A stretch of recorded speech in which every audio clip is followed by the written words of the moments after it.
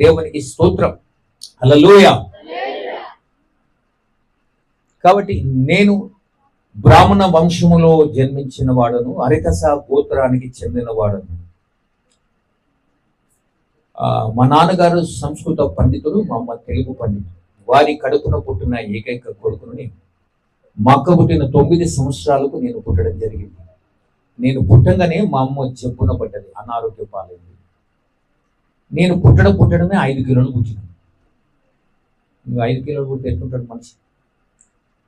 కాబట్టి 5 కిలోలు పుట్టే లోపల మా అమ్మ కడుపునే బల్ల అనేది ఆ కాలంలో వచ్చింది కనుక, అప్పుడు ట్రీట్మెంట్ లేదు కనుక దానికి కడుపు ఆయాసకరంగా ఉంటుంది కాబట్టి నన్ను ఎత్తుకోలేదు. 5 కిలోలు బరువు ఇక్కడ మోయాలి కదా, మోయలేక నాకు పాలు కూడా ఇచ్చేది కాదు. ఆ విధంగా నేను పెరగడం జరిగింది. నేను పుట్టిన ఒక 1.5 2 years ఉండొచ్చు నా వయసు, అప్పుడు తెలియదు, నాకు అంత స్కూల్. ఆ టైంలో మా అమ్మగారు చనిపోయారు, కాలం చేశారు. మా నాన్నగారు చిన్నప్పటి నుంచి సంస్కృత పండితుడు కనుక నన్ను కూడా అదే దైవ భక్తిలో బ్రాహ్మణ సాంప్రదాయాలు పెంచుతూ వచ్చాడు. నేను కూడా అలానే పెరుగుతూ వచ్చాను. చిన్నప్పటి నుంచే పూజలు, పునస్కారాలు, యజ్ఞాలు, యాగాలు చేసుకుంటూ పెరిగేవాడిని.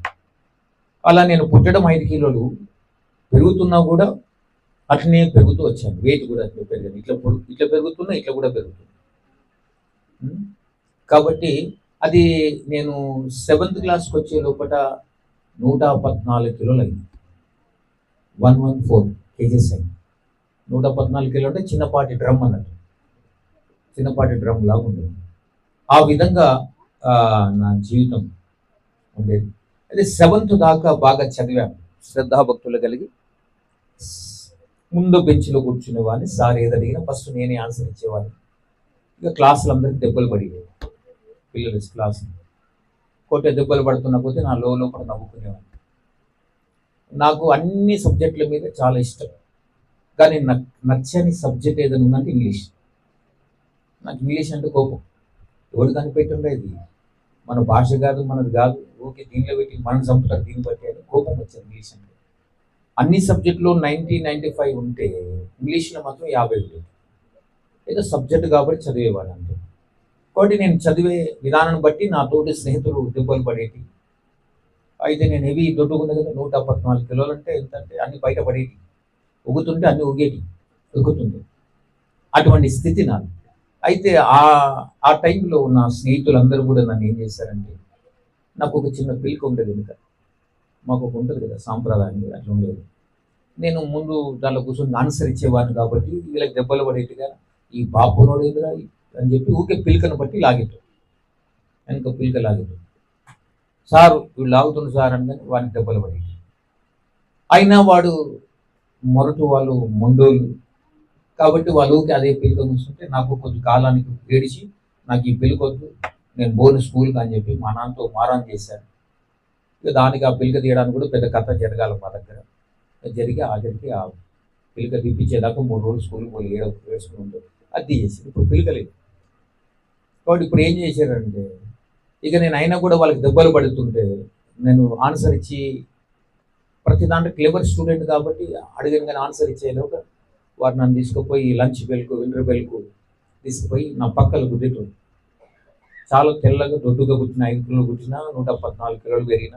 ఇప్పుడు ఈ అన్ని పక్కల మెత్తం ఉంటాయి కదా, పప్పు కూరనైనా తినేది, నెయ్యి పప్పు ఇవేనా. మీలాగా ముక్కలు తినే అలవాటు లేదు కాబట్టి అంత డ్రమ్లాగా ఉడుతాం ఎట్లయింది. కాబట్టి మీ పిల్లలు ఎవరైనా బక్కగా ఉంటే, రే మరొక చేయి చూడు, మీ పిల్లలు ఎవరైనా బక్కగా ఉంటే వాళ్ళు దొడ్డు చేయాలనుకుంటే ఒక ఉపాయం చెప్తారు కదండి. ఆ ఉపాయాన్ని మీరు పాటిస్తే మీ పిల్లలు చాలా దొడ్డుగా అవుతారు. ఏంటంటే ఉడుకుడు కన్నంలో ఒక కుండ పెరుగు వేసి, కుండ పెరుగు ఒక కోపర్ వేసి, ఆ కోపర్లో సగం నెయ్యి వేసి, దానిలో కొద్దిగా ఉప్పు వేసి, కొద్దిగా చక్కెర వేసి కలిపి పిల్లలకు పెట్టండి. ఉడుకుడు కన్నం, నెయ్యి, పెరుగు, నెయ్యి, చక్కెర, ఉప్పు కలిపి వాళ్ళకి కలిపి పెట్టండి. ఒక 2 నెలల లోపల డ్రమ్ లాగా అవుతారు. 2-3 నెలలు దొడ్డుగా అయిపోతారు ఆటోమేటిక్గా. ఇక ఇట్లనే ఒకసారి ఉపాయం చెప్పినాక 3 సంవత్సరాల తర్వాత నేను పోయినా మీటింగ్ ఆ ఊరికి పోతే ఆమె అంటుంది, అయ్యా మరి మీరు చెప్పిన ఉపాయం పాటించిన దొడ్డుగా అయినప్పుడు సన్నగా ఎట్లా చేయాలంటారు. ఇక సన్నగా చేసే తర్వాత నాకు తెలియదు, ఇక దుడుగా చేసేదో తెలుసు. కాబట్టి ఆడపిల్లలకు బాగా పెట్టండి, బాగా దుడుగు చేయండి. ఎందుకంటే అత్తగారి దగ్గర పోయిన ఎట్లా పక్కనే కదా. హల్లెలూయా. వాడు బాగా తినిపియండి, తినండి, తినకుండా ఉండదు, బలహీనమవుతారు, ఇమ్యూనిటీ పవర్ రాదు, మనకు బాగా తినాలి. కాబట్టి ఆ విధంగా నేను పక్కలు గుద్దేవారు, ఇబ్బంది పెట్టేవారు. నేను మా నాన్నకి చెప్పి కొడుతున్నానంటే స్కూల్ కదా అట్లనే అవుతుంది అని వాళ్ళు అందరూ కూడా నన్ను, ఆ స్థితి నాది. ఆడికి వెళ్ళి నేను 7th పాస్ అయ్యాను బాగా, అందరికన్నా మంచిగా. అప్పుడు మా ఫ్రెండ్స్ ఏమనుకున్నారో తెలియదు కానీ ఒకరోజు నాకు బలవంతంగా సిగరెట్ తాగిపించారు. బయట స్కూల్ అయిపోయింది, గ్రౌండ్ ఉండదు ముందట, అక్కడ ఆడుకుంటుంటే వాళ్ళు వచ్చారు, బాబునోడా ఇది తాగురా అన్నారు. అంటే నాకు అలవాట్లేదురా, తాగుతావా లేదా అని మళ్ళీ పక్కల గుద్దుతారు, ఈ గుద్దుడు కన్నా ఈ తాగుడు బెటరా అనుకున్నాను. కాబట్టి సరేలే అని ఎన్నో రోజుల నుంచి యాత్రలు అనుభవిస్తున్నాం కాబట్టి టీచర్లు చెప్పిన ఎవరు చెప్పిన వాళ్ళు ఇంటలేరు కాబట్టి సరే తాగుదామని అన్న. వాడి ముట్టించాడు, వాడి పట్టుకున్నాడు. ఎంత తాగాలో ఎంత గుంజాలో నాకు తెలియదు. కాబట్టి వాడు ముట్టించి పెట్టగానే నేను బలంతో అంతా గుంజేసిన. గుంజగానే పొగ అంతా ఆ సగం సిగరెట్ కాలేదాకా తాగి లోపలికి పొగ పోయింది, తర్వాత దగ్గు వచ్చింది, తర్వాత చక్కెర వచ్చింది, తర్వాత పడిపోయింది. ఏమేనో తెలియదు. అక్కడికి వెళ్ళి నన్ను తీసుకువెళ్ళి 8th క్లాస్లో నేను చెప్పింది కథ. 8th క్లాస్ తీసుకుపోయి నా ఇంట్లో పండు పెట్టారు. అక్కడికి వెళ్ళి నా లైఫ్ స్పాయిల్ అయింది. ఏంటంటే నేను తాగింది సిగరెట్ కాదు, డ్రగ్స్ అని అడగదు. నాకు గంజాయి తాగిపించారు. ఆ విధంగా నా జీవితాన్ని నాశనం చేస్తూ వచ్చాను. కాబట్టి ఆ విధంగా నా జీవితాన్ని అంతా డ్రగ్స్ అలవాటు. పాపం అనేది ఇటుంట రారా అంటే ఇల్లంతా నాది అంటారు. అట్లనే నా జీవితంలో కూడా పాపం వచ్చింది డ్రగ్స్ రూపకంగా. ఉంటే గంజాయి వచ్చింది, నల్ల మందు, బ్రౌన్ షుగర్, ఇవన్నీ కూడా అటాక్ అయిపోయింది. అది లేకుండా నేను బ్రతకలేదు. అది లేకపోతే నాకు షేకింగ్ అవుతుంది, షివరింగ్ అవుతుంది. కాబట్టి ఆ విధంగా వణుకులేస్తుంది నా జీవితంలో. నేనేం చేయాలో అర్థం కాని పరిస్థితి. షేకింగ్ అయ్యి వణికిపోతున్నాను, పడిపోతాను. అది లేకపోతే నేను బ్రతకలేననే స్థితికి వచ్చేసాను. ఆ విధంగా ఆ పరిస్థితుల్లో నేను సతమతం అవుతున్నాను. ఇక మా నాన్న తెలియదు నేను ఏం చేస్తున్నాను. 10th, 8th, 9th, 10th మామూలుగా పాస్ అయితే వచ్చాను. 10th మామూలుగా బార్డర్లో పాస్ అయ్యాను. ఇంటర్లో బార్డర్లో పాస్ అయ్యాను. డిగ్రీ సెకండ్ ఇయర్కి వచ్చిన పక్కలు లేకుండా అయితే నా బతుకు. అది లేకుండా నేను బ్రతకలేను. నేను షివరింగ్ అవుతుంది, చెప్తుంది, మైండ్ పనిచేయదు. ఆ విధంగా నా స్థితి చాలా భయంకరమైన దీన స్థితికి పోయాను. అటువంటి స్థితిలో ఉన్న నా స్థితిని చాలా భయంకరంగా తయారైపోయింది.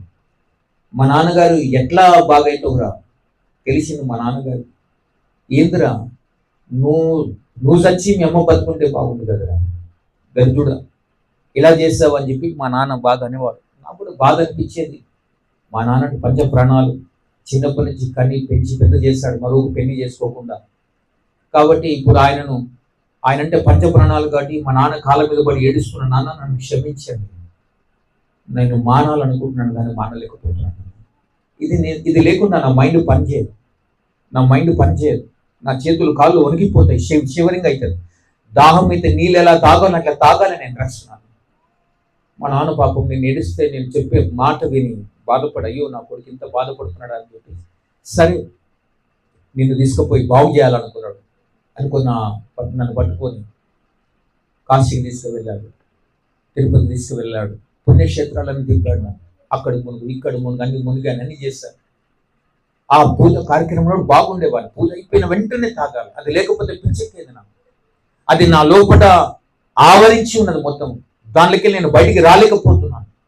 ఇన్ని పూజలు పునస్కారం చేసిన అయినానూ మారడం లేదని మారాలని ఉంది కానీ మారలేకపోతున్నాను. అప్పుడు మా నాన్న ఏం చేయాలి అర్థం అవుతలేదు. ఎవరు చెప్పారు, అయ్యా ఏరియా మారితే, బస్తీ మారితే నీ కొడుకు మారుతాడని చెప్పారు. సరే అక్కడికి వెళ్ళి ఇంకో బస్తీలో పెట్టాడు. అక్కడ పెట్టినా కూడా తాగుబోతు ఊరంతా చుట్టాలన్నట్టుగా ఇక పాపం చేసేవాడికి అందరూ ఎక్కడ పోయినా దోస్తులు కనబడుతూ ఉంటారు. అట్లా నాకు కూడా తాగేటోడు, డ్రగ్స్ తాగేటోడు ఈజీగా కనబడేవాళ్ళు. వాళ్ళతో కలిసి సహవాసం చేసేవాడు, అక్కడ తాగేవాడు. ఈ స్థితి నాది. అక్కడి నుంచి మా నాన్న ఇక్కడ పోయినా కూడా అక్కడ కూడా అట్నే ఉంటే ఎట్లా నువ్వు మారాలి, నేను కూడా మారాలనుకుంటున్నాను కానీ నేను మారలేకపోతున్నాను అంటే అప్పుడు మా నాన్నగారు ఏం చేయాలి అర్థం కాని పరిస్థితిలో ఉన్నాడు. అప్పుడు మా నాన్నకి సలహా ఇచ్చిన ఒక ఆయన, లేదంటే పంతులు గారు నీ కొడుకు బాగా కావాలంటే ఒక దగ్గర తీసుకుపోతుంది, వాడు బాగా అవుతాడు అని. ఎక్కడికంటే అక్కడికి తీసుకుపోమని. అయితే మా నాన్నగారు రాత్రే రాత్రి నన్ను పట్టుకొని తాళ్ళతో కట్టేసి దస్తి టవల్తో ఆయన చేయికి నా చేయి కట్టేసి కాలుకు తాడు కట్టేసి ఎటు పోకను. ఎందుకంటే నేను దొరకను మా నాన్నకి. ఎప్పుడు పోతాను, ఎప్పుడు వస్తాను, ఏ రాత్రి వస్తున్నా తెలియదు, ఎక్కడ పడిపోతున్నా తెలియదు. అప్పుడు అంటాడు, ఎక్కడ చూసిన పంతులు గారిని కొడుకు అక్కడ పడిపోయినట్టే నా చెడిపోతుందిరా, చెడబుట్టినవారు బ్రాహ్మణ వంశములా అని అనేవాడు. ఆ విధంగా స్థితి అవుతుంది ఆ టైంలో. సరే తీసుకపోతావు, ఈ రాత్రి ఒక్కరోజు ఉండరా, పొద్దుగాలు బాగైతే ఉంటావు. సరే బాగైతే కదా, నేను కూడా మారాలనుకుంటున్నాను కాబట్టి తెల్లారులు స్నానం చేస్తాను, స్నానం చేసి బట్టలు వేసుకొని తీసుకుని వెళ్ళి ఒక దగ్గరికి వెళ్ళాను. అది మదీనా, హైదరాబాద్ మదీనా దగ్గర ఒక కమానికి లోపలికి వెళ్ళాలి. లోపలికి వెళ్ళిన తర్వాత ఆల్రెడీ చాలామంది కూర్చొని ఉన్నారు అక్కడ లైన్. ఒక ఆయన ఎంటికలన్నీ ఇరవోసుకుని ఉన్నాడు, చాలా గడ్డం పెరిగి ఉన్నది, ఒళ్ళంతా పసుపు రుద్దుకున్నాడు, పెద్ద బొట్టు పెట్టుకున్నాడు, ఒక గోషుగుడ్డ తప్ప ఏం లేదు అతనికి. వాడు అక్కడ నిలబడ్డాడు. వాడు మా నాన్నని చూసిన వెంటనే ఎవరో చెప్పారు, వీళ్ళ పంతులు వాళ్ళ కొడుకుని తీసుకొస్తున్నాడు నేను బాగు చేయడానికి. వాడు సరే అన్నాడు. నేను అక్కడ తీసుకుపోయాడు మా నాన్న. తీసుకుపోగానే వాడు ఆల్రెడీ గిరాకున్నది కానీ వాళ్ళకి ఎవరు చూస్తలేడు. మేము పోయిన 9, 7:30, 8:30, 9 అవుతుంది. ఆ టైంలో పోగానే మా నాన్నగారు చూసి, పంతులు గారు మీరేనా అంటే అవునండి అంటే నమస్కారం అని చెప్పి మా నాన్న కాలు మొక్కనికి వచ్చాడు. వాడు అప్రాక్షుడా నన్ను ముట్టకు, దూరం జరగని మా నాన్నగారు అని. దూరం జరగదు. అయితే ఇతనేనా అని కొడుకు అంటావు, ఏం కాదు పంతులు బాగవుతాడని చెప్పి అక్కడ మా నాన్న కుర్చీ చేసి కూర్చోబెట్టాడు. అక్కడ ఒక పీట, ఇక్కడ ఒక పీట ఉంది, మధ్యలో పసుపు, కుంకుమ, జీడితి, నిమ్మకాయలు, కత్తి ఇవన్నీ ఉన్నాయి. తర్వాత యాప కొమ్మలు ఉన్నాయి చాలా పెద్దవి. వాడు అక్కడ పీట ఉంది, నన్ను ఇక్కడ ఒక పీట ఉంది, ఇక్కడ కూర్చోమన్నాడు. మా నాన్నగారు అక్కడ కూర్చోబెట్టాడు. అందరూ చూస్తున్నారు ప్రజలు, మన దగ్గరికి వచ్చి జూ పట్టుకోవడానికి వచ్చిన వాళ్ళని. కూర్చున్నాక షర్ట్ ఇప్పన్నాడు. అనగానే నేను మా నాన్న దగ్గర తిరిగినాను. తిరిగితే వాడు ఏం చెప్తాడు చేయరా, ఈరోజు బాగైతే ఉన్నాను. సరే అని షర్ట్ ఇప్పాను. ఇంకేమి ఇప్పమనలేదు కాబట్టి కూర్చున్న తర్వాత వాడు ఏదో మంత్రం చదివాడు. పసుపు కుంకుమ నా ముఖం మీద జల్లాడు, ఇట్లా నెత్తి మీద జల్లాడు. ఇదంతా పట్టది కూర్చుకుంటున్నా. అప్పుడు వాడు ఇప్పుడు నీ పేరు ఏందని అన్నాడు. అంటే నేను వాడికి తిరిగి ఏంటి అంటే పేరు చెప్పురా. మా నాన్న దగ్గర తిరిగి ఏం చెప్పండి. కొడకండ్ల పార్థసారథి చార్యుడు అని అన్నాడు. అలాగనే వాడికి వాడు మా నాన్న దగ్గర తిరిగాడు, నేను తిరిగాను. మా నాన్న ఇట్లా అన్నాడు. అనగానే సరే అప్పుడు మళ్ళీ వచ్చిండు, నిమ్మకాయలు తీసిండు, నా నెత్తి మీద కోసిండు, భుజాల మీద కోసిండు. మళ్ళా పసుపు కుంకుమ జల్లిండు, మంత్రం చదివి చుట్టూ తిరిగి ఇప్పుడు నీ పేరు అంటాడు. మళ్ళీ మా నాన్నకి ఏంది చెప్పంటాడు. కొత్త పేరు పెట్టామా, అదే పేరు కదా నాకు అని అని ఊకేగా ఇక కొడకండ్లది చేసిన, చార్యులది చేసిన, ఒకటి పార్థసారథి అన్న షార్ట్ కట్. అనగానే వాడు యాప కొమ్మలతో ఈ పంట వాళ్ళకి వచ్చింది. ఇప్పుడు షర్ట్ లేదు నాకు, భయంకరం మండుతున్నాయి. మా నాయన దగ్గర తిరిగిన బాగెత్తుంది. వాడు మళ్ళీ ఏదో మనం చదివి మళ్ళీ నిమ్మకాయతో కోసిన, భుజాల మీద చుట్టూ చల్లిండు, మళ్ళీ పసుపు చల్లిండు. మళ్ళీ ఇప్పుడు ఈ పేరు అందట పోసిన ఊకే పేరు ఆడుతుంది ఏంటి అని నేను తిరిగి లోపల వాడు ఊకే పేరు ఆడుతుంది. ఒక కొడకండ్ల పార్థసారథి చార్యులు చేసిన పార్థసారథి అని చెప్పిన, ఇప్పుడు ఉట్టి పార్థసారథి అన్న కోపం మనకు మండుతున్నది. నాకు ఈ పంట ఉట్టి పార్థసారథి కానీ మళ్ళీ యాప కొమ్మలతో ఈ పంట వాళ్ళకి వచ్చింది. నాకు మండుతుంది, దరిద్రం ఊకే పేరు ఆడుతున్నాను. చూస్తే ఓడ్చుకోవచ్చు, ఏం ఓడ్చుకోవాలి. ఇక మళ్ళీ ఏదో చేసిండు, మళ్ళీ ఇప్పుడు నీ పేరు అని అంటాడు. ఓడి పేరు ఆడుతుంది ఏందని కోపం వచ్చి వాడు యాప కొమ్మలో కొడుతున్నాడు, రెడీకున్నాడు కొట్టండి. కొట్టంగానే నా కోపం వచ్చింది. నువ్వు బరిబద్దలు ఉన్నావు కదా, నీ సంగతి చెప్తాను. అదే యాప కొమ్మలు ఈ పంట వాని కొడతాడు, నన్ను వాని గుంజి పెద్ద పంచాలైనాడు. అప్పుడు అన్నారు, పంతులు గారు పెద్ద దయ్యం ఇంటి దగ్గర తీసుకపో, నాతో కాదని చెప్పి. అప్పుడు మా నాన్న తీసి టవల్ వేసి కడుక్కున్నా, తోసుకున్నాను, వెళ్తున్నాను. నీకు కాదురా దయ్యం పట్టింది, వానికే పట్టింది దయ్యం. వాడు దయ్యం పట్టినట్టున్నాడు. వాడు మూక పేరు అడుగుతాడేమరా, బాగు చేస్తాను అని చెప్పి మా నాన్న అన్నాడు. అని తీసుకొని వెళ్ళిపోతున్నాడు. ఆ రోజు మా నాన్నగారి చేతుల మెల్ల కొద్దిగా మాట్లాడుకుంటూ పోతున్నా. చూసుకున్న తర్వాత మా నాన్న కనబడకుండా వెళ్ళిపోయాడు, తప్పించుకున్నాను. మళ్ళీ మా నాన్న కనబడలేదు. 3-4 రోజుల దాకా దొరకలేదు. ఇక నేను అది తాగాల, కుట్టి లేస్తున్నా, నాకు తాగాల. కంచి వెళ్ళిపోయాను, తాగాను, కొన్ని పడిపోయాను. అబ్జర్వేషన్ బస్ స్టాండ్కి వెళ్ళి పండుకున్నాను. చాలా భయంకరమైన పరిస్థితి నాది. ఎక్కడంటే ఎక్కడ పడిపోతాను, ఎక్కడ తాగి పట్టాను.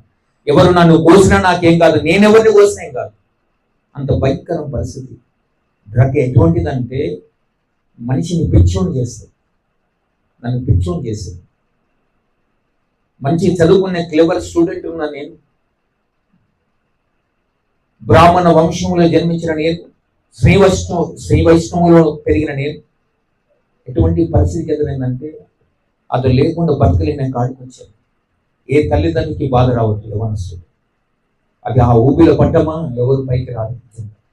ఆ స్థితిలో ఉన్న నా స్థితిని బాగు చేసేవారు ఎవరు. మా నాన్నకి లాభం లేదని తప్పించుకొని వెళ్ళిపోయాను. నేను ఒకరోజు తెల్లారి ఇలా వస్తున్నాను.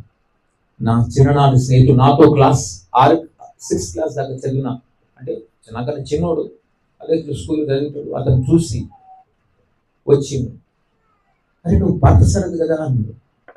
అవును, నువ్వెవరు అని అడుగుతున్నాను. నన్ను గుర్తుపట్టలేదురా, నేను రా ప్రభురావు అని అన్నాడు. నీ ఒకటే స్కూల్లో చదివాం కదా మనం. ఓ నువ్వా అని వాడు అట్లనే ఉన్నాడు. ఏం ఇంత పక్కగా అయినా అంటాడు. నేను దొడ్డుకున్న 114 కిలోలు ఉన్న నేను ఈ డ్రగ్స్ తాగడం వల్ల బొక్క మీద తోలు మాత్రం మిగిలిపోయింది, కండలన్నీ ఎగిరిపోయింది. అది నేను తాగి మజా చేస్తున్నా అనుకున్నాను, కానీ అది నన్ను తినేస్తున్నా నాకు అర్థం కాదు. అన్నం ఉండదు, ఆకలి ఉండదు, తప్పిక ఉండదు. దాహం అయితే అదే తాగాలి, ఆకలి అయితే అదే తాగాలి, అన్నం తినేది లేదు. ఆ విధంగా డ్రగ్స్ తాగి నా జీవితం అంతా నాశనం చేసుకున్నాను. బొక్క మీద తోలు మాత్రం మిగిలిపోయింది. అతను నన్ను చూసి, నేను అతని ముందు తాగుతున్నాను. ఏం తాగుతున్నా అంటే డ్రగ్స్. వద్దు పా, ఇది తాగడం వల్ల లంగ్స్ ఖరాబ్ అయితే, హార్ట్ ఖరాబ్ అయితే, లివర్ ఖరాబ్ అవుతుంది, చనిపోతావు, నాశనం అయిపోతావు అని అంటావు. నేను ఆల్రెడీ నాశనం అయిపోయాను, అన్ని ఖరాబ్ అయిపోయాను, ఇప్పుడు ఏం చేయలేము. వద్దు పాడుతాను రోజు వాడది ఎప్పుడు కలిసినప్పుడు వద్దు పాడుతున్న మాట విన, నువ్వు కూడా తాగంటున్నాను. లేదు, తాగడం వల్ల లంగ్స్, లివర్, హార్ట్ అన్ని ఖరాబ్ అయితే నాకు తెలుసు, నేనేం చేయలేను. కరెక్ట్, దానికి నేను మానలేని పరిస్థితి.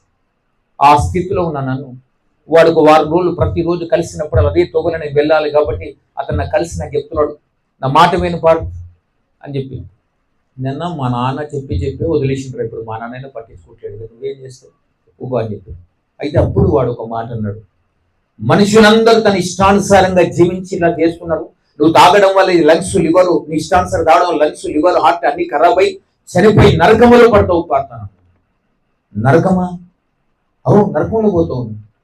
నరకం, యమగుండం, హెల్ దీనిలో పోతావు, నరకం పోతావు అంటే. నరకాన్ని నేనెందుకు పోతా అంటే, లేదు పాడు, నువ్వు తప్పు చేస్తున్నావు, నీ దేహాన్ని, నీ ఆత్మను చంపుకుంటున్నావు కాబట్టి నువ్వు నరకానికి వెళ్తావు అంటే. అప్పుడు నేను అతనితో అంటున్నాను, నేనేం తప్పు చేశానండి? పొడిచానా, కొట్టానా, ఏం చేశానండి? నా ఇష్టానుసారం తాగుతున్నాను. వద్దు పాడు, నా మాట చనిపోతే నరకానికి వెళ్తావు అంటే. అరే పో, నువ్వేం మాట్లాడుతున్నావు? నేను శ్రీ వైష్ణవ వంశంలో జన్మించిన వాడను, అర్ధసా గోత్రానికి చెందిన వాడను, చిన్నప్పటి జంజోపదేశం, యజ్ఞోపదేశం చేసిన వాడిని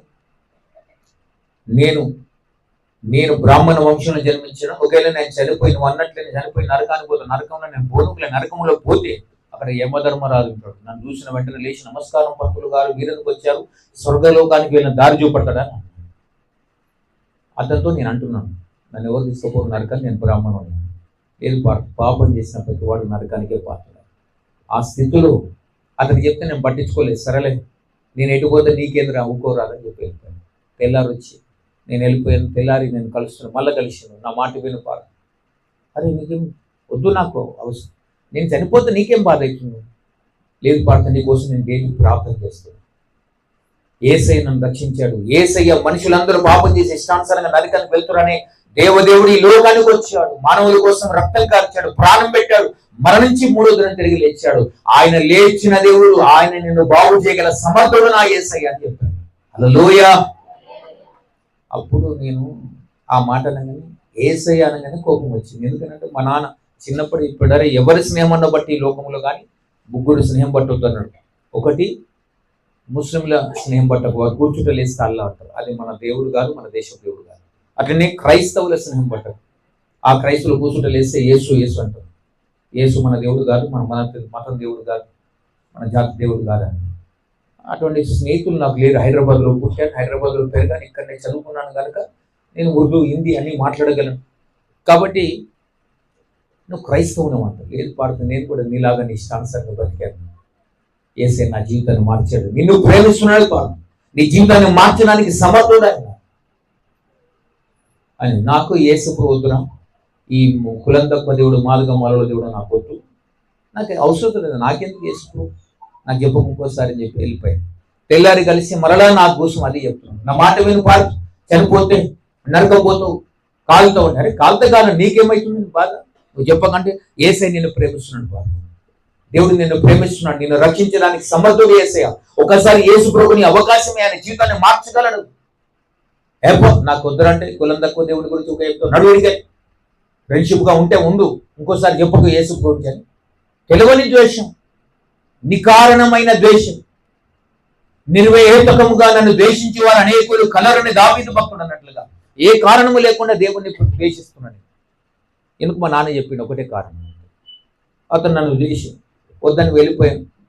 వాడు మరలో వచ్చి నా మాట వినపాటు దేవుడు నేను ప్రేమిస్తున్నాడు అని కోపం వచ్చి, ఊకే దేవుడు ప్రేమిస్తున్నట్టు వేంద్రా, నాకు వద్దని చెప్పినా కదా యేసు దేవుడు అని ఒక్క దెబ్బ కొట్టింది.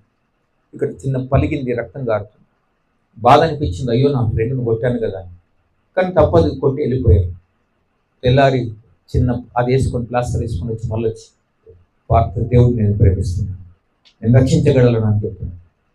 అప్పుడు అనిపించింది నాకు, ఆయనకి నిజంగా వీడు దయ్యం పట్టినట్టు పిచ్చి అంటే ఇంకే ఉందిరా అని చెప్పి కోపం వచ్చి, చల్ నాకు అవసరం లేదు, నీ తోసిపోతే ఫ్రెండ్షిప్ పోదని వెళ్ళిపోయాను.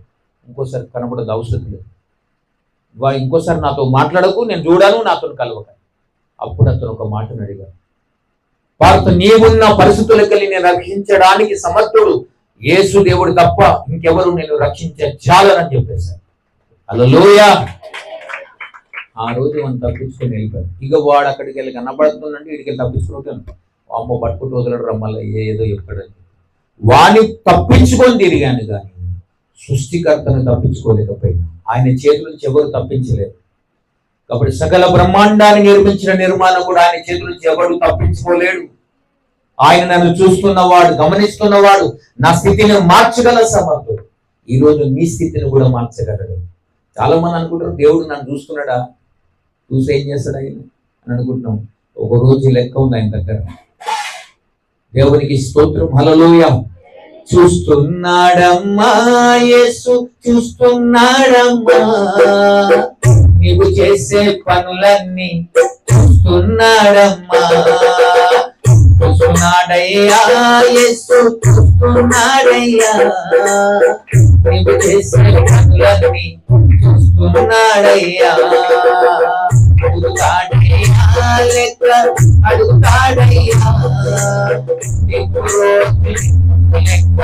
అడుగుతాడయ్యా, అడుగుతాడు లెక్క అడుగుతాడమ్మా, అడుగుతాడమ్మా. చీకట్లు చేశానని అందరూ చూశారని, చూసిన నాకేమని ఎవరేమి చేస్తారని. చీకట్లు చేశానని నన్నెవరు చూశారని, చూసిన నాకేమని ఎవరేమి చేస్తారని. విర్రవీగుతున్నావా, చెడ్డ పనులు చేస్తున్నావా, విర్రవీగుతున్నావా, తప్పు పనులు చేస్తున్నావా. చూస్తున్నాడమ్మా యేసు, చూస్తున్నాడమ్మా, నీవు చేసే పనులన్నీ చూస్తున్నాడమ్మా. చూస్తున్నాడయ్యా యేసు, చూస్తున్నాడయ్యా, నీవు చేసే పనులన్నీ చూస్తున్నాడయ్యా. అడుగుతాడమ్మా లెక్క అడుగుతాడమ్మా, లెక్క అడుగుతాడమ్మా. హల్లెలూయా. అది దేవుడు చూస్తున్నాడు, చూడలేదు అనుకుంటాను చాలా మంది. నా స్నేహితుని తప్పించుకోనగలిగాను, దేవుని తప్పించుకోలేకపోయినా ఆయన నన్ను చూశాడు. ఆ రోజు అతన్ని తప్పించుకున్న స్నేహితుడి నుంచి 10 రోజులు, కానీ 10 రోజుల్లో నా యేసయ్య దొరికిపోయాను. ఒక స్నేహితుని, మా స్నేహితుని అన్న వాళ్ళ పెళ్ళైతుంది మషీరాబాద్లో, అక్కడికి వెళ్ళాము అందరం, నా ఫ్రెండ్స్ అందరు. ఆ రోజు నేను ఫుల్గా తాగాను. అంటే తాగడం అంటే విస్కీ బ్రాండ్ కాదు, అవి తాగితే నాకు నిషా ఎక్కదు, అది నీళ్ళు తాగినట్టే ఉంటుంది నాకు. నేను తాగే డ్రగ్స్ కానీ తాగి ఇట్లా ఊరితే ఆ వాసనకు, ఆ పొగ వాసనకే కనీసం ఒక 6-7 గంటల దాకా లివర్ ఇవ్వరు, అంత పవర్ఫుల్. అది బెంగళూరులో, కలకత్తాలో, బొంబాయిలో, హైదరాబాద్లో దొరుకుతుంది. అది హైదరాబాద్లో ఒకే దగ్గర దొరుకుతుంది. ఆ అడ్డాలన్నీ నాకు తెలుసు. ఇప్పుడు అడ్డాలు చెప్తలేను కానీ చెప్తున్నాను. అప్పుడు ఉండే ఒకప్పుడు నేను తాగి, ఇప్పుడు ఉందో లేదో నాకు తెలియదు కానీ అట్లా తిరిగాను. అంటే చిన్న వయసులో కలకత్తాకి వెళ్ళాను, బెంగళూరుకి వెళ్ళాను, బొంబాయి వెళ్ళాను, ఇవన్నీ తిరిగాను. ఎందుకు? డ్రగ్స్ అంత భయంకరమైనది. కాబట్టి ప్రభునందు పిల్లలు నా జీవితం అంతా అట్లా నాశనం అయిపోయింది. కానీ 10 రోజుల తర్వాత ఆ ఫ్రెండు అన్న వాళ్ళ పెళ్లి విందులో పాల్గొన్నాం. ఆ రోజు నాకు కాలు ఇట్లా వణికిపోతుంది, షేక్ అవుతున్నానండి, షేక్ అవుతున్నా, కాళ్ళు చేతులని, తల తిరుగుతున్నది, చక్కెర వస్తున్నది. 1, 2గా 3గా కనబడుతున్నారు, ఉల్టా కనబడుతున్నారు అందరు. అరే నేనేం తప్పు ఇట్లా కనబడుతుంది, నాకేమైందని చెప్పేసి ఐస్ వాటర్ కొట్టుకున్నాను. ఐస్ వాటర్ కొట్టు చూస్తున్నా అట్లనే కనబడుతుంది. అంటే వెంటనే నా పక్కన నా స్నేహితుడు ఉన్నాడు, సుధీర్, వాడు నా అసిస్టెంట్ అన్నాడు. వాడు కలుపుతాడు, ఇద్దరు కలిసి తాగుతాం. అదే నా అసిస్టెంట్ అండి, తాగుబోతులు కూడా అసిస్టెంట్ ఉంటాడు. కాబట్టి వాడిని అరే సుధీర్ అన్నాను. అన్నా దగ్గర అయితే లేదు, నన్ను తీసుకోపోయి చక్కెర వస్తుంది అంటే, అన్న కూడా మనం డ్యాన్స్ ఆడాలి ఇక్కడ. డ్యాన్స్ కాదు, చచ్చిపోయేటట్టు లేదు, దయచేసి తీసుకోపోవాలి. ఇక సైకిల్ మీద ముందర పెట్టుకుని నన్ను తీసుకుని వెళ్ళిపోయి చాలా తీసుకొని మధ్యలో దాయర్ మార్కెట్ వచ్చి, నా మార్కెట్ కాదు నేను సోలిపోతాను. అన్న సోలకన్నా వాడు పుట్టుకుంటాడు, జర సోలకన్నా పడిపోతామన్నా అంటే లేదురా అయితే లేదని చెప్పి కింద రోడ్డు మీద ఆగితే రోడ్డు మీద పడుకున్నా. అన్న రోడ్ అన్న పడుకోకన్నా, నాకు అయితే లేదురా. వెంటనే తీసుకొని వెళ్ళిపోయాడు. మా ఇల్లు ఇంకా దూరం ఉన్నది. అయితే ఎవరైతే నాకు సువార్త చెప్పిండో ఆ ఇంటికి తీసుకెళ్ళిండు. అమ్మే హల్లెలూయా. అతనికి కూడా తెలుసు, ఆ సుధీర్ అనుకోని కూడా నా ఫ్రెండ్ తెలుసు. ఆ ఇంటికి తీసుకుపోయి అడిపెట్టాడు. 2 సార్లు వామిటింగ్ చేసుకున్నాను, ఎలకలు పడిపోయాను. ఎలకలు పడిపోయిన తర్వాత ఆ రోజు నా జీవితంలో జరిగిన సంఘటన 1987 June 10th, 8th or 10th date correct లేదు. కాబట్టి ఆ టైంలో నేను పడిపోయాను. అక్కడ నుంచి నా ఆత్మ నాలోంచి బయటికి వెళ్ళేది. ఆత్మ ఒక గుడ్డి లాగుంటుంది, దీపం లాగుంటుంది, ఇక్కడ ఉంటుంది అక్కడ ఉంటుంది. అట్లా కాదండి, ఒక తలకాయ 2 చేతులు 2 కాళ్ళు ఎట్లని అట్లనే ఆత్మ అట్లనే ఉంటుంది. ఆ ఆత్మ దీపం లాగుండేది కాదు. అది నాలో నుంచి నా లోపల ఎవరో పిసికినట్టు అవుతున్నది. అతను అన్న పడతన్న ఏందన్నా ఇట్లా అయిపోతున్నావు, నాకు అయితే లేదురా అంటున్నా. వాడు మెల్లమెల్లగా నా నల్లగుడ్డ వెళ్ళిపోయి తెల్లగుడ్లు వచ్చేసింది, కాళ్ళు చేతులు చల్లబడ్డాయి, పల్స్ రేట్ పడిపోతుంది. వాడు అన్నా అని పిలుస్తుంది, నాకు అయితే లేదు, నాకు వినబడుతుంది కానీ చాలా దూరం వినబడుతుంది. వెంటనే అనగానే నాలోంచి బయటకు వచ్చేసింది ఆత్మ. అన్న ఆ ఆత్మ వెళ్ళిపోయింది. ఆత్మ వెళ్ళిపోతుంది. ఈ ఆత్మను ఎవరు పట్టుకున్నారో అర్థమైతే లేదు. ఈ ఆత్మను 2 భుజాలు ఉన్నాయి, ఎవరో పట్టుకొని తీసుకొని వెళ్ళిపోతున్నారు. మేఘాలు దాటుకుని వెళ్ళిపోతుంది. ఇక్కడ శరీరం ఉన్నది, నా ఆత్మ పెంకుటిల్లు దాటి వెళ్ళిపో. ఆత్మకు ఏ గోడ మిద్దలు మెడలు లేవు, అన్ని బారా దర్వాజా కూడా ఉంటుంది ఆత్మకు. ఎవడు దాన్ని బంధించి లేడీ పడదా అట్లా నన్ను తీసుకొని వెళ్ళిపోతుంది. ఎవరు పట్టుకుపోతున్నారో అర్థమైతే లేదు కానీ ఎవరు లాగి తీసుకొని వెళ్ళిపోతున్నారు. అలా చాలా ఎత్తైన స్థలం తీసుకుపోయారు. అక్కడికి వెళ్ళి కిందికి దింపుతున్నారు. ఎటు తీసుకువెళ్తున్నారు అర్థమైంది. కొద్దిసేపు తర్వాత కట్టిగా చీకటి, ఏమీ కనబడని చీకటి ఉన్నది. ఆ కట్టిగా చీకట్లో వెళ్తా నాకు భయం అవుతుంది. కళ్ళు మూసుకున్నాను. కిందికి లోపలికి పోయినాక పెద్ద భూమి ఎంత పెద్ద ఉందో తెలియదు కానీ అంత పెద్ద అగ్ని సముద్రం కావాలి. పెద్ద నాలుకల చేత విభాగించబడి అది మండుతుంది, పెద్ద పర్వతాలాగా మండుతున్నది. దాంట్లో అనేక దేశస్తులు, Russia, Negro, German, Japan, China, Indian, ప్రతి వాడు కనబడుతున్నారు. అరే వీడు రష్యా వాడు, చైనా వాడు, ఈ నీగ్రో వాడు, ఇండియన్ వాడు, వీళ్ళందరూ ఎందుకు ఇక్కడ ఉన్నారు? ఒకటే దేశస్తులు, అందరు దేశస్తులు వచ్చి కానీ ప్రపంచంలో ఉన్న వాళ్ళందరూ ఇక్కడ ఉన్నారు, ఏంది కథ అని చూస్తున్నాను. దాంట్లో అందరూ కాలుతా ఉన్నారు, వేదన పడుతున్నారు, ఓ బగబగా మండుతుంది వారి జీవితాల్లో. దాంట్లో అందరూ అన్యాయం, ఇది అన్యాయం, మమ్మల్ని కాల్చిపోతున్నాం, అయ్యో మాకు సాయం చేయండి, ఓ దేవా సాయం చేయండి అని అరుస్తున్నారు, పళ్ళు కొడుస్తున్నారు, కేకలు వేస్తూ ఉన్నారు. ఓ భయంకరమైన అరుపు. ఇదంతా ఊసిపోతా ఉంది. కండలు ఇవన్నీ ఊసిపోతాయి, ఇట్లన్నీ పడిపోతూ ఉంటాయి, మళ్ళీ మునుగుతారు, మళ్ళీ వేస్తారు. ఇదే పని యాతన. ఎన్ని సంవత్సరాల నుంచి యాతన తెలియదు కానీ ఆ యాతన అనుభవిస్తుంది. దాంట్లోకి నేను చూస్తున్నాను, ఇదేం తప్ప, ఇదేం లోకం, ఇది ఎవరు తీసుకొచ్చారు నాకు అర్థమైతే కొద్దిసేపు కన్ఫ్యూషన్ ఉన్నా. ఎవరు తీసుకొచ్చారు ఇక్కడ, దీనిలో పడేశారు నన్ను, ఎవరు పడేసి అర్థమైతే. కొద్దిసేపు తర్వాత నాకు మంటలు స్టార్ట్ అయినాయి. నేను కూడా మంటలు రక్షించండి అని నేను కలుస్తున్నా. పైకి చూస్తే ఎవరు కనబడతలేదు, అగాధం ఏమి లేదు కానీ పైకి చూస్తారు, రక్షించండి, అన్యాయం ఇది, మాకు సహాయం చేయండి అని అంటున్నారు. ఎవరు సహాయం చేసుకోలేదు. ఆ విధంగా నేను కాలడం మొదలవుతున్నా, మంటలు కాలిపోతున్నాను. కాలిపోతుంది. అయ్యా ఎవరు రక్షిస్తారా నాయన, ఏంటి ఏ లోకం ఇది, ఎవరు తీసుకొచ్చారు ఇక్కడికి అని అనుకుంటున్నాను. ఈ లోకం ఏందో అర్థమవుతుంది. అయితే ఒక వ్యక్తి ఎవరు పట్టించుకోరు, ఎవరిని బాధవాన్ని కాదు పట్టించుకోడు. అక్కడ ఒక వ్యక్తి నన్ను గమనిస్తున్నట్టు అతని దగ్గరికి వెళ్ళాను, ఇక్కడ మునిగి అక్కడ తేలాను. అన్నా ఇదేంటిదన్నా, ఇదేం లోకం అన్నా అని అడుగుతున్నాను. నీకు గెలవదా, నాకు గెలవదన్నా ఇది అంటున్నా. ఆ వ్యక్తి నన్ను తెలుగులో మాట్లాడుతున్నాడు అగ్నిగుండంలో. రియాలిటీ నేను విని చూసిన, ఆత్మ అనుభవించిన అనుభవం ఇది. అయితే అక్కడ వెళ్ళి ఏంటిదన్న అంటే అతను మాట్లాడుతున్న ఏమని మాట్లాడుతుందంటే, ఇది యమగుండం, ఇది నరకం, ఇది హెల్ అని 3 భాషల్లో చెప్పాడు. నరకమా, యమగుండమా, హెల్లా, ఇక్కడికి ఎందుకు వచ్చానంట. ఇక్కడికి వచ్చుడేంద్రా, పాపం చేసిన అందరు ఇక్కడికే వస్తారు. నేనేం పాపం చేశాను, నేనేం తప్పు చేశాను. ఆ వ్యక్తిని అడుగుతున్నాను, ఏం తప్పు చేశాను, ఏం తప్పు చేసేదేంటి, పాపం చేసిన ప్రతి వాడి ఇక్కడికి రావాలి. నేనేం పాపం చేసినా, నేనేం పాపం చేయలేదు. నేను చిన్నప్పుడు బ్రాహ్మణ వంశంలో జన్మించిన వాడు, అర్థసా గోత్రానికి చెందిన వాడు, ధన్యోపదేశం యజ్ఞోపదేశం చేసిన వాడిని, ఇవన్నీ చెప్తా 18 లాగా చెప్తున్నా అతనికి. ఇవన్నీ చేశాను, నేను బ్రాహ్మణుడి. ఇక్కడ యమధర్మరాజు ఉంటే పిలువన్నా నేను మాట్లాడతాను అంటున్నాను. ఓ ఎవడరా ఇక్కడ, ఎవరు లేరు, అందరు కాలేటోళ్ళు ఉంటారు ఇక్కడ. అమ్మాయి హల్లెలూయా. అదే నేను ఇంత చెప్తున్నా, ఎవరు పట్టించుకుంటాను. నేనేం పాపం చేయలేదన్నా. ఈ దేహం నీకు ఎవరిచ్చారు, అమ్మ నాయన ఇచ్చారు, వాళ్ళ కడుపులో పుట్టాను నేను. అసలు మీ అమ్మ గర్భంలో వేసింది ఎవరు అని అడుగుతున్నా ఆ వ్యక్తి, నరకంలో ఉన్న వ్యక్తి. అది నాకు తెలియదు. ఆ పరమాత్ముడు నీ అమ్మ గర్భంలో వేసింది, మీ అమ్మ కూడా తెలియదు. 2 నెలల తర్వాత పుడుతున్నాను, అప్పుడు వేసింది, అది డేట్ ఆఫ్ బర్త్. కాబట్టి అప్పుడు పుట్టించాడు ఆయన ఇచ్చిన ఈ విత్తనాన్ని ఇంత పెద్ద ఇంత కాపాడి ఇంత పెద్దగా చేస్తే ఈ రోజు నీ ఇష్టానుసారంగా బతికి తాగి తందనాలు చేసి దీన్ని ఖరాబ్ చేస్తున్నావు. కాబట్టి నువ్వు నరకానికి వచ్చినావు. అప్పుడు నేను అన్నా, ఓ అంటే నా ఇష్టానుసారంగా నేను బతకడం తప్ప, అంటే నా ఇష్టం నడవదన్నట్టు. ఇక్కడ దేవుని ఇష్టంతో బతకాలి, నీ ఇష్టం కాదు ఇక్కడ చెల్లించి. దేవుడు నేను పంపించిన ఒక పర్పస్, ఒక పని కోసం పంపించాడు. ఆయన ఇష్టం నెరవేర్చే ఈ లోకం విడిచిపోవాలి. హల్లెలూయా. అప్పుడు అతను మాట్లాడి నాకు అర్థం కాదు. అయితే నేను నా ఇష్టంతో తాగి తమనా చేసిన తప్పేది, నువ్వు చేసినావు కాబట్టి నరకానికి వచ్చినావు. అప్పుడు అతను అంటున్నా, అట్లా అంటే అందరూ పాపులే నరకం, లోకంలో అందరూ పాపులే, ఏదో ఒక్క పాపం చేసి ఉంటారు, అందరూ పాపులే. అయ్యస్ అందరూ పాపులే, అందరికి నరకానికి వచ్చేటోళ్ళు. దాంట్లో కొందరు రక్షించబడి పవిత్రంగా ఉన్నారు. అదిగో అల్లదిగో అన్నారు. అక్కడ తెల్లటి వస్త్రాలు వేసుకుని అందరూ ముఖమంతా వెలుగుతో నింపబడ్డది, నోటి నిండా నవ్వున్నది, చేతులకి హల్లెలూయా హల్లెలూయా స్తోత్రం స్తోత్రం స్తోత్రం అంటున్నారు. నిన్న వాళ్ళు ఎందుకు సంతోషంగా ఉన్నారు, మనం ఎందుకు ఇంత బాధపడుతున్న కారణం ఏంటిదంటే, వారికి మనకు మధ్యవర్తి ఒకడే, యేసుక్రీస్తు నరుడైన దేవుడు అని చెప్పాడు. హల్లెలూయా.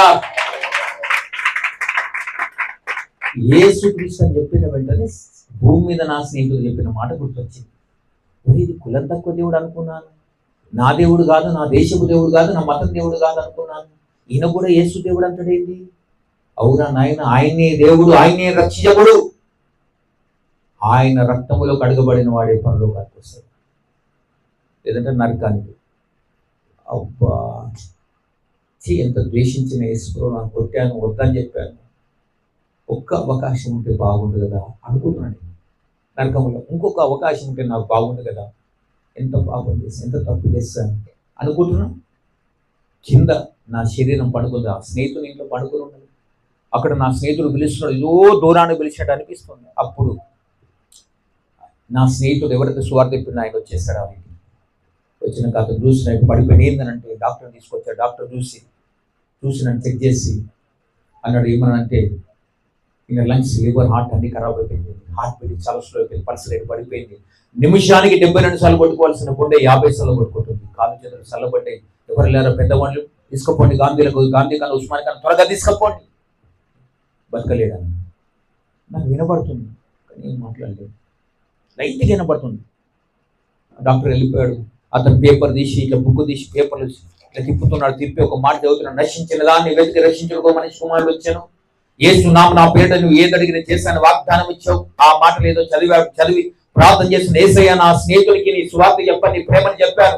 అయ్యా నీ స్నేహితుడు మరణించడానికి వీలేదు, మరణమా రోగమా ఇప్పుడు విడిచిపోవాలి ప్రార్థన చేస్తూ అయ్యా యేసయ్య ఒక్కసారి కనికరించి నా స్నేహితుడి గురించి అని చెప్పి ప్రార్థన చేసి అతని చేయి ఇక్కడ తాకింది. ఇట్లా తాకిందో లేదో అగ్నిగుణం నుంచి నా ఆత్మపైకి లేచింది. హల్లెలూయా. ఒక వ్యక్తి బలంగా నా కోసం ప్రార్థన చేయడం వల్ల ఈరోజు బ్రతికి పట్టగలిగింది. అతను ఆ రోజు అగ్ని గురించి 1987 జూన్ 8th 9th లేదా 10th ఈ 2 డేట్లు ఆ డేట్లో నేను లేచాను. ఆ రోజు బ్రతికున్నానంటే ఇప్పటిదాకా బ్రతికే ఉన్నాను. కారణం యేసుక్రీస్తు. నా స్నేహితుడి ప్రార్థన. నిజంగా నీకు అటువంటి స్నేహితుడు ఉందా? నీకోసం ప్రార్థన చేసేవాడు, నీకోసం గోజాడేవాడు, నీ గురించి విజ్ఞాపన చేసేవారు ఉన్నారు ఎవరైనా? ఆ స్నేహితుడు నన్ను పట్టుకొని వదలకుండా, నేను కొట్టినా ద్వేషించినా నన్ను ప్రేమించాడు. యేసు ప్రేమను చూపించాడు. కాబట్టి ఆ రోజు దేవుడు కనికరించి ఆ రోజు బ్రతికాడు. అక్కడికి వెళ్ళి దేవుని మార్గం నడుస్తూ వచ్చాను.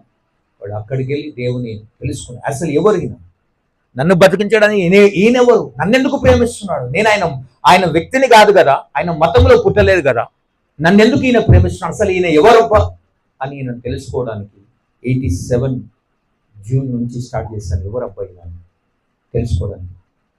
అలా తెలుసుకోవడానికి ప్రయత్నం చేశాను. మెల్లమెల్లగా దేవుడు అర్థమైంది. ప్రార్థన చేశాను, దేవుని తెలుసుకున్నాను, రక్షించబడ్డాను.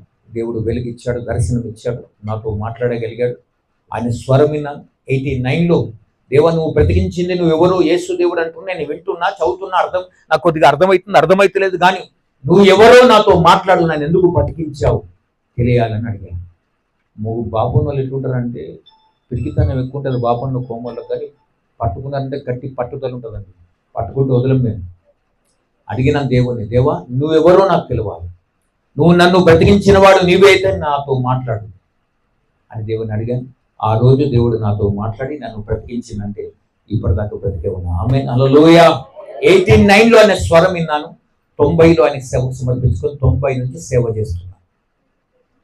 ఇది నా జీవిత సాక్ష్యం. 35 సంవత్సరాలు నా సుదీర్ఘ ప్రయాణంలో ఎక్కడ అలసిపోకుండా, వెనుకకు తిరగకుండా, నాగడిపై చేవేసిన తర్వాత వెనుకకు తట్టు తిరగకుండా ముందుకెళ్ళాను. ఇది నా జీవితంలో దేవుడు చేసిన ఒక అద్భుత సాక్ష్యం. దేవునికి స్తోత్రం, హల్లెలూయా. కాబట్టి ప్రభునందు ప్రియ దేవుని సంగమ బిడ్డలారా, ఈ రోజున నా జీవితాన్ని మార్చగలిగిన దేవుడు నీ జీవితాన్ని కూడా మార్చడానికి సమర్థుడు. నన్ను ప్రేమించిన దేవుడు నిన్ను కూడా ప్రేమిస్తున్నాడు. అంతేకాదు అసలు మానవ జాతినే ప్రేమిస్తున్నాడు. ప్రతి వ్యక్తిని ప్రేమించే దేవుడు ఆయన.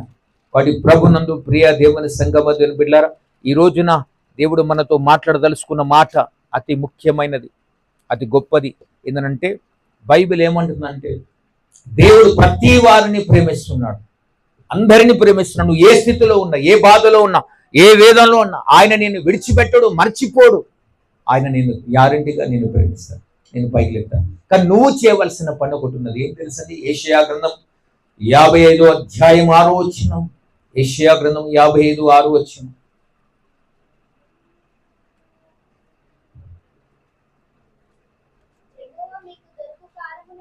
యెహోవా మీకు దొరుకు కాలమందు ఆయనను వెతుకుడి,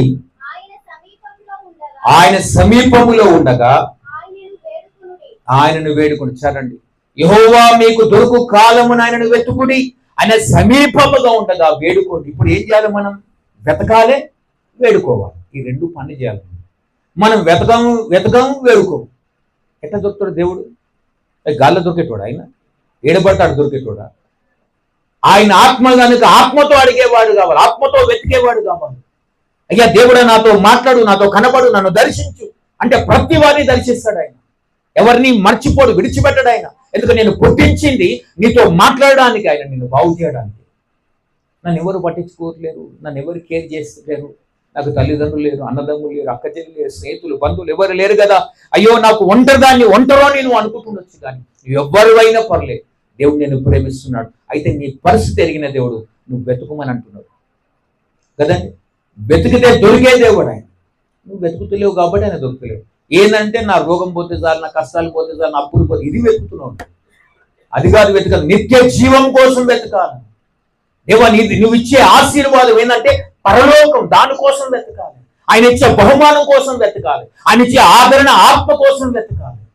ఆయన ఇచ్చే అభిషేకం కోసం వెతకాలి. నువ్వు వెతుకురా అంటే నా ఉద్యోగం వస్తే చాలు, నా పిల్లలకు మంచి పెళ్ళి అయితే చాలు, మంచి సంబంధాలు వస్తే చాలు, వెతకడం.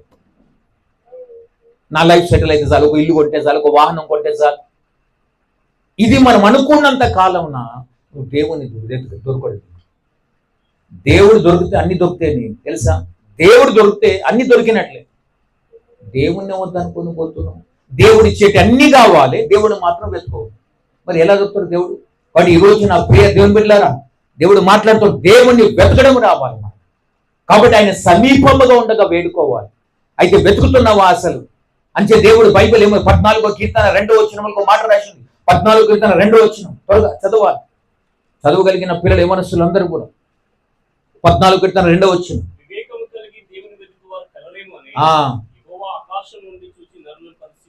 వివేకము కలిగి ఎవడైనా దేవుని వెతుకుతున్నాడు. దేవుడు యెహోవా ఆకాశం నుంచి చూసి పరిశీలిస్తున్నాడు అంట. వెతికేటోని దేవుడు వెతుకుతున్నాడు అండి. ఆయనే వెతుకుతున్నాడు ఎందుకు కనబడతలేడు. ఆయనే వెతుకడం మహాంతలేడు, నువ్వు మాత్రం వెతకడం మాత్రం మానిపోయి నువ్వు దేవుని వెతుకుతలేవు. ఎందుకంటే దేవుడిచ్చే ఆశీర్వాదాలన్నీ కావాలి కానీ దేవుడు మాత్రమే కొత్త జర్ర పాస్ అయితే చాలన్న ఎగ్జామ్లో లైఫ్ సెటిల్ అయితే నువ్వు ఇంకా ఆడనే ఫస్ట్ నెంబర్ కూడా నువ్వు ఆడనే ఏ కాడనే ఉంటే చెడ్డు దాకా ఎప్పుడు దాకా రావాలి. దేవుడు కావాలి అనుకున్నవానికి అన్ని దొరుకుతాయి. ఆ రోజు యేసయ్యని నమ్మిన 89 సమర్పించుకున్నాను. నేను ఎవరిని 300 అడగను ప్రభు, నాకు అది బుద్ధి లేదు కాబట్టి నేను అడగను. మొహమాటం, సిగ్గు ఇవన్నీ నేను అడగను. కాబట్టి నేను ఎవరిని అడగను, నిన్ను అడుగుతా. ఏదైనా దేవుడు నన్ను కూడా అడగను. నేను నిన్ను అడుగుతాను, నన్ను కూడా అడగను. మరి ఇంకెవరిని అడగాలి? నువ్వు అడగక మునిపే నీ అక్కర్లు ఎరిగిన దేవుడు నేను, నీ కష్టాలు ఎరుగుతున్నావు, నీ రోగం తెలుసు, నీ సమస్య తెలుసు, నువ్వు అడగకముందే నేను ఇస్తాను. అట్లయితే నేను కూడా అడగను ప్రభు, నేను అడగను అని ఆ రోజు నుంచి ఇప్పటిదాకా నేను చెప్తున్నా. ఈ 35 సంవత్సరాల జీవితంలో, దేవుడితో గడిపిన జీవితంలో ఒక్కసారి కూడా నాకు ఇది కావాలని అడగలి. ఎందుకు అడగలేదు తెలుసాను? నీ తండ్రికి తెలుసు నీకు ఏది కావాలి, ఎప్పుడు ఇవ్వాలో, ఎంత ఇవ్వాలో, ఎక్కడ ఇవ్వాలి అని తెలుసు ఖచ్చితంగా. కానీ మనం ఊరికే అడిగిందే అడుగుతావు. పాడిందే పాటరా పాస వల్ల బాసర అని అంటారు, సామెత అంటారు. ఊరికే దేవా పొద్దుగా భిక్షాంతి ఈ అని బిజ్జపడి అడుగుతుంది. అట్లా ఉంటుంది కథ. ఇంత పెద్ద చిట్ట రాస్తావు, ఈ లిస్ట్ రాసి అడుగుతూనే ఉంటావు. రోజు అదే అడుగుతావు. అంటున్నావు ఎప్పుడైనా ఆత్మని అడిగావా? నీ కృప అడిగావా? నీ అభిషేకం అడిగావా? నీ ఆత్మ ఫలాలు అడిగావా? ఆత్మ నింపుదలు అడిగావా? ఆయనను వెతుకుమని అంటుండగా ఆయన నువ్వే కావాలి, ఆయన ఇంకేమొద్దు అంచే నేను ఆ పాట రాశాను. నేను సింగర్ను కాదు. ఉర్రంగా రోగం అంటే పాడంగా రాగం అంట. హల్లెలూయా. ఒరితే రోగం వస్తుందమ్మా, ఉర్రకు. పురుషులకు కూడా చెప్తున్నా, ఉర్రకండి. ఒరితే రోగం. ముఖ్యంగా ఆటోలు దాంట్లో బాగా ఒరేటోళ్ళు ఉంటారు, పులిగేటోళ్ళు, సలిగేటోళ్ళు. పొద్దుగా లేచి గిన్నెలు ఎన్ని చుట్టలు పడతాయి తెలుసా? కోపంతో భర్తను ఏం లేదు, గుద్దుకుంటే తోముతారు. కాబట్టి ప్రభునందు ప్రియులారా, దేవుని వాక్యం ఉర్రకు నేను అడిగాను, దేవా నాకు ఈ లోకం లేదు వద్దు ప్రభు, నీవే చాలయ్యా, నీవు చాలయ్యా, నీ కోసం బ్రతుకంత బ్రతికేసానయ్యా, నీవే చాలయ్యా, నీవు చాలయ్యా, నీ కోసం బ్రతుకంత బ్రతికేసానయ్యా, నీ కోసం బ్రతుకంత బ్రతికేసానయ్యా. ముక్కలే వాడుతా, నేను ముక్కలు కొడతా, అది వాడుతా. నేను ఎప్పుడు కానీ 2 మార్ 3 మార్ ఎంతగానో ఎక్కువ లేదు. ఆమేన్, హల్లెలూయా. దేవునికి స్తోత్రం. కాబట్టి దేవుడు నువ్వే కావాలని ఆ పాట రాశాడు. నువ్వే చాలా, ఇంకేం వద్దు నాకు, నువ్వు ఉంటే చాలని అడిగాడు. మరి ఈ రోజున దేవుడు కావాలనుకున్నానికి అన్ని దొరుకుతాయి. ఆ రోజు దేవుడిని పట్టుకున్నా, ఈ రోజున నాకు ఏ కొలవ లేదని. కానీ కోట్ల ఆస్తి లేదు, లక్షల ఆస్తి లేదు, 10,000 కూడా నా బ్యాంకులో ఉండవు. కానీ కోట్ల ధైర్యం మాత్రం ఉంటుంది. పైసతుడు కాదండి ధైర్యం వచ్చేది, యేసు నీకుంటే వచ్చే ధైర్యం వేరు. ఇక బాగా డబ్బు ఆయనకేం సార్, ధన్యుడు వాడు, పెద్ద బిల్డింగు, కార్లు, పైసలు మస్తునే, ఆయనకేం కొదువు అంటారు చాలా మంది. ఊరు నాయన వాడికి ఎన్ని ఉన్నా వాడికి నిద్ర పట్టదు, మనకైతే ప్రశాంతంగా తన ప్రియులు నిద్రించుచుండగా యెహోవా వారికి ఇచ్చును. అంత ధైర్యం ఎప్పుడు వస్తుందండి? డబ్బును, బంగారం, ఆస్తిపాస్తులు వీటి గురించి కాదు మనం పోరాడేది, పరలోకం గురించి పోరాడు, దాన్ని సంపాదించుకోవాలి. సంఘం ఈ రోజున ఆ విధంగా తయారైంది. సంఘంలో ఎవరు బాగా బట్టలు వేసుకుంటారు, ఎవరు పట్టు చీరలు కట్టుకుంటారు, ఎవరు బాగా కోట్లు వేసుకుంటారు, ఎవరు బాగా బంగారం ఇది చూస్తున్నారు, వాళ్ళు బాగా సంపాదించుకున్నారు. అది కాదండి, ఇవి ఉంటాయి ఒకరోజు పోతాయి, ఇవాళ ఇంట్లో మంటలో అన్నట్టు అన్ని పోతాయి.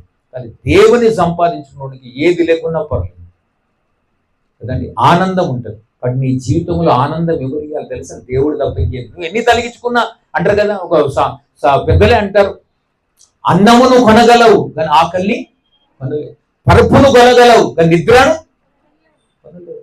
పుస్తకాలు కొనగలవు కానీ జ్ఞానాన్ని కొనలేవు. ఎన్నో చెప్పుకుంటూ పోతే మస్తు ఇట్లా వాడు ఏం చేస్తాము, ఏది కొన్నా ఆకలి పుట్టించేది ఆయనే కదా, నిద్రనిచ్చేది ఆయనే కదా. ఆ నిద్ర ఆకలి ఇచ్చేది ఆయన కృప. అంటే డాక్టర్ దగ్గర పోగానే ఫస్ట్ 4 తెరవమంటాడు. ఆకలి అవుతుందా లేదా, నిద్ర పడుతుంది, ఇవే అడుగుతాడు ఫస్ట్. ఇవి లేవంటే మనిషిలో ఏమున్నట్టు, రోగాలు ఉన్నట్టే ఖచ్చితంగా. కాబట్టి ప్రభునందు ప్రియధన్ బిడ్డారా, యెహోవా తన యందు భయభక్తులు గల వారికి ప్రశాంతత కలిగించే దేవుడు, సమాధానం ఇచ్చే దేవుడు. ఏం లేకున్నా పర్లేదు, బంధు బలగం ఎవరు లేరు, కానీ దేవుడు ఉంటే కోట్ల వేల కొన్ని కోట్ల మంది నీ పక్షంలో ఉన్నట్టు అనిపిస్తుంది, ధైర్యం వచ్చేస్తుంది. నువ్వు ఒంటరిలోనే ఉండొచ్చు, నీ పక్షంలో ఉన్నవాడు లోకములో ఉన్నవాడి కన్నా గొప్పవాడు. ఆమేన్, హల్లెలూయా. కాబట్టి ప్రభునందు ప్రియులారా, ఈ రోజున దేవుడు ఆయన వెతుకుడి అని అంటుంది. కాబట్టి వెతకాలి, వెతుకుతే ఆయన మనకు దొరుకుతాడు. కాబట్టి బైబిల్లో చాలా మంది వెతకడం మొదలు పెట్టారు దేవుని తెలుసుకోవడానికి. కొంతమంది బంగారం కోసం వెతకారు, కొందరు సుఖాల కోసం వెతకారు, కొందరు డబ్బుల కోసం వెతకారు, కొందరు దేవుడే కావాలని వెతికారు. ఈ రోజున దేవుడు కావాలనుకున్నవానికి దొరుకుతాడు. కాబట్టి ఇది దొరికే కాలం, నువ్వు వెతికే కాలం. ఇప్పుడు నువ్వు వెతుకుతే దొరుకుతాడు, నువ్వు వెతకకపోతే దేవుడు దొరుకుతాడు. కాబట్టి ఈ రోజున ప్రియ దేవుని సంఘమా, దేవుని పిల్లారా, దేవుడు అంటాడు నువ్వు ఏది వెతుకుతున్నావు. కాబట్టి బైబిల్ ఒక మాట రాయబడ్డది, ఏందనంటే తప్పిపోయిన గొర్రె అని ఉన్నది. లూకాసు సువార్తలో 15వ అధ్యాయంలో రాయబడ్డది ఆ మాట. తప్పిపోయిన గొర్రె ఉన్నది, ఆ గొర్రెను వెతకడానికి వెళ్ళాడంటే 99 గొర్రెలు విడిచి ఒక్క గొర్రెను వెతకడానికి వెళ్ళాడు. వెతికితే ఆ గొర్రె వెతకడానికి కాపరి వెళ్ళాడు, కానీ గొర్రె ఇప్పుడు సౌండ్ చేస్తేనే దొరుకుతుందా, లేకపోతే అది అట్లనే మౌనంగా ఉంటే దొరుకుతుందా? సౌండ్ చేయాలి కదా, అనాలి. అంటే నా కాపరి ఎక్కడున్నవరా నాయనా అని అరవాలి కదా. అట్లనే కాపరి కూడా సౌండ్ చేస్తున్నాడు, ఆయన వెతుకుతున్నాడు, గొర్రె కూడా అరుస్తున్నాడు. తప్పిపోయిన గొర్రెను దొరికిపెట్టి, ఎందుకు? అది అరవడం వల్ల, కేకలేయడం వల్ల. నీవు కూడా అంతే, నేను ఇక్కడ ఉన్నానయ్యా, నన్ను కాపాడి ఊపిలోకి వెళ్ళి ఈ స్థితిలోకి వెళ్ళి నన్ను కాపాడను మొర పెడితే ఆ స్థితిలోకి వెళ్ళి నేను లేపేదేవు. వెతుకుతున్న దేవుడు నేను పట్టి లేపి నిలబెట్టాలని ఆశపడదు. ఇంకెంతకాలం దేవుని వెతకకుండా ఉంటావు? ఎంతకాలం దేవునికి దూరం ఉండిపోతావు? తప్పిపోయిన గొర్రెలాగా నీ ఇష్టానుసారంగా బతుకుతావు. ఒక రోజున ఈ రోజున ఎవరు నేను ఎవరు నేను అడగకపోవచ్చు, కానీ ఒక ఆయన ఉన్నాడు లెక్క అడిగేటాయన, ఆయన నేను అడుగుతాడు ఆ రోజున. ఇంతకాలం ఆయుష్ ఇచ్చాను, బతికిచ్చాను, 60 ఏళ్ళు 70 ఏళ్ళు, అధిక బలం ఉంటే 80 ఏళ్ళు బతికావు, ఏం చేస్తావు బిడ్డ అని అడుగుతాడు. అప్పుడు ఏం చెప్తుంది దానికి సమాధానం? అయ్యో పనికి నన్ను వెతికినావు కానీ నన్ను వెతకలేదు ఎక్కువ రోజు కూడా, నేను కావాలని కోరుకోలేదు కదా. కాబట్టి దేవుని వెతకడం నేర్చుకోవాలి. ఆమె 15వ అధ్యాయంలో 3 ఎగ్జాంపుల్స్ ఉన్నాయి. ఒకటి గొర్రెను తప్పిపోయింది, ఒక ఆమె నాణమే పోగొట్టుకున్నదంట, విలువైన నాణం పోగొట్టుకున్నది. కాబట్టి ఆ నాణం పోగొట్టుకోవడం వల్ల నాణం వెతకడం మొదలుపెట్టింది. ఆ నాణం పోగొట్టుకుంటుంది కాబట్టి నాణం పోగొట్టుకుంటే దాన్ని వెతకడం మొదలుపెట్టింది. ఇక్కడ దీపం ముట్టించి ఇల్లంతా వెతికింది, ఊడ్చి అన్ని చేసినాక దొరికినాక ఒకవేళ నాతో సంతోషించి పోగొట్టుకున్న నా నాణం దొరికిందని చెప్పి. మరి ఈ రోజున ప్రియ దేవుని పిల్ల, పోగొట్టుకున్న నాణం నీకు దొరికింది, ఆమె దొరుకుతుంది. ఎందుకు? వెతుకుతే. ఎలా? దీపం ముట్టించి ఇల్లు ఊడ్చి చూస్తే. ఆ దీపమే దేవుని వాక్యము. నా వాక్యము నీ పాదములు దీపము, నా త్రోవకు వెలుగైనను. ఆ వాక్యం అనే దీపాన్ని వెలిగించి వెతకాలి. వాక్యం వెతుకుతే ఆ పోగొట్టుకున్న నాణం దొరుకుతుంది. నాణం అంటే వరం, అభిషేకం, దేవుడిచ్చిన కృపవరం, దాన్ని పోగొట్టుకున్నావు. కాబట్టి ఈ రోజున ఎంతమంది దేవుని వెతుకుతున్నారు, ఎంతమంది దేవుడిచ్చిన కృపవరం ఉన్నది. ఒక టాలెంట్ ఉన్న కొందరు పాటలు పాడే వరం ఉంటుంది. ఒక ఆమె సిస్టర్ ఇక్కడ పరిచయం చేస్తుంది బాగా, కుర్చీలు వేయడం, పోయిపోవడం, తిరగడం, రావడం, వండర్ఫుల్ సిస్టర్. ఆమె ఎవరో నాకు తెలియదు, ఆమె పేరు తెలియదు, కానీ దేవుడు ఆమెను బహుగా దీవించును గాక. ఆమె అందరు లేడీ. నేను మొగోలు పానీయం ఆడవాళ్ళు చేస్తారని చూడలేదు, నేను చేస్తారు వంటకాడు గింటకాడు, కానీ మీ అందరి అరేంజ్మెంట్ చేస్తున్నారు. కుర్చీ లోపడేసి బయటేసి అందరు ముందర జరుగు వెనక జరుగు అట్లా అంటే ప్లాన్ చేస్తుంది. మంచిగా ఫ్రీగా కూర్చోవాలి, అట్లా తొందర చేయదు, ఇబ్బంది ఉండదు. కాబట్టి నిజంగా ఆ సిస్టర్ పరిచర్య మన నచ్చింది నాకు. కాబట్టి ఈ రోజున నువ్వు పరిచర్య చేసేదాన్ని దేవుని కోసం ఏం చేస్తున్నావు? ఆమె పరిచర్య చేస్తుంది. కొందరు పాటలు పాడేవారు ఉంటారు, కొందరు పరిచర్య చేసేవారు ఉంటారు, కొందరు విజ్ఞాపన చేసే కర్తలు ఉంటారు, కొంతమంది ఇచ్చే వరం ఉంటుంది, కొందరు ఇవ్వాలి. సంఘం సేవ పెరగాలంటే ఇవ్వాలి కదా. కొందరు ఇచ్చే మనసు రావాలి, కొందరు ఇచ్చే గుణం ఉంటుంది. ఒక ఆయన నాకైతే ఈ ఇన్నోవా క్రిస్టా కారు కొత్త తీసుకొచ్చి నా చర్చ ముందర పెట్టి దేవుడు నీకు ఏమనని ఇచ్చిపోయాడు. 35 లక్షల కారు. నేను అడగలేను, నాకు ఆశనే లేదు. అంత పెద్ద మనకేందుకు, మనమేం కాలంలో ఆయన ఏదో 11 నెంబర్ బస్సు ఉంది కదా, ఏంటి 11 నెంబర్ బస్సు? వాకింగ్ అంతే. ఆ 11 నెంబర్ బస్సు ఉన్నాక ఇంకేం మాట టకటక నడుచుకుంటూ పోవడం. అట్లా సేవ చేసాను కష్టపడి. ఈడు హైదరాబాద్లో పుట్టాను, నేను మామూలుగా మెదక్ జిల్లా మారుమూల గ్రామానికి వెళ్ళి బస్సు వెళ్ళేది, అక్కడ పోయి సేవ చేయమన్నాడు దేవుడు నాకు. 11 నెంబరే కదా, అప్పుడు ఇంకేముండదు మనకు. కాబట్టి ఆ చర్చికి ఆయన మొన్న రీసెంట్ 1 year బ్యాక్ తీసుకొచ్చి ఇన్నోవా క్రిస్టా కార్ కొత్త తీసుకుపోయి నా ముందర పెట్టి దేవుడు నీకు ఏమని ఇచ్చింది. దేవుని వెతుకుతే నీకు కావాల్సిన ఇస్తాడు. నా పరిచయం తెలుసు, నా కష్టం తెలుసు, నాకు ఎప్పుడు ఇవ్వాలో తెలుస్తున్నా. ఆల్రెడీ ఒక కారు ఉంది, I10 గ్రాండ్, నాకు చిన్నది, అది బాగా నడిపిస్తున్నా. దేవుడు నా ప్రయాసం చూశాడు, తీసుకుని అంత పెద్ద కారు ఇచ్చి. నేను అడగలేదు ఎవరు, ఆయన ఎవరో నాకు తెలియదు. ఒకసారి పరిచయం అయ్యాడు.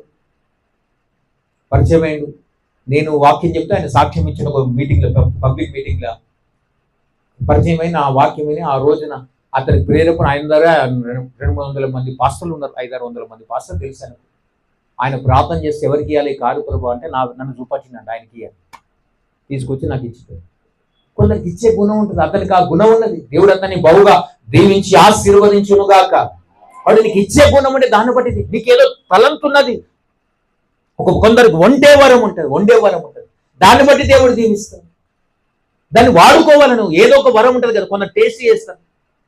లింగంపల్లిలో ఒక సేవకుడు ఉన్న భగవాన్ దాస్ సాయి గారు, ఇప్పుడు లేరు, ఆయన ప్రభునందు నిద్రించే చాలా పెద్ద మనిషి. ఆయన చదువురాదు ఏమన్నా సైకిల్ మీదనే సేవ చేస్తాడు, సైకిల్ తొక్కుంటాడు, చనిపోయేదాకా సైకిల్ తొక్కింది ఆయన. నేను సెకండ్ హ్యాండ్ స్కూటర్ నాకు గిఫ్ట్ ఇచ్చాడు, ఎవరు ఇస్తే తీసుకుపోయి ఆయనతో ప్రార్థన చేయించాను. ఆయన ఆ రోజు చేయబట్టి ప్రార్థన చేసిన ఆయన ఈ సెకండ్ హ్యాండ్ స్కూటర్ కొనుక్కొని ఇచ్చారు ఆయన గిఫ్ట్. ఈ సెకండ్ హ్యాండ్ ఇటువంటి ఎన్నో వాహనాలు, పెద్ద పెద్ద వాహనాలు అతనికి వచ్చునుగా, కానీ ప్రార్థన చేసింది. ఈ కృష్ణ వచ్చినప్పుడు ఆయన గుర్తొచ్చిన ఆయన ప్రార్థన. వాళ్ళ కూతురు హెవీ ఇంత దొడ్డుకుంటుందండి, చాలా దొడ్డుకుంటుందండి. ఆమె పాపం నడవలేదు, లేడీస్, ఒకటే కూతురు ఆమె.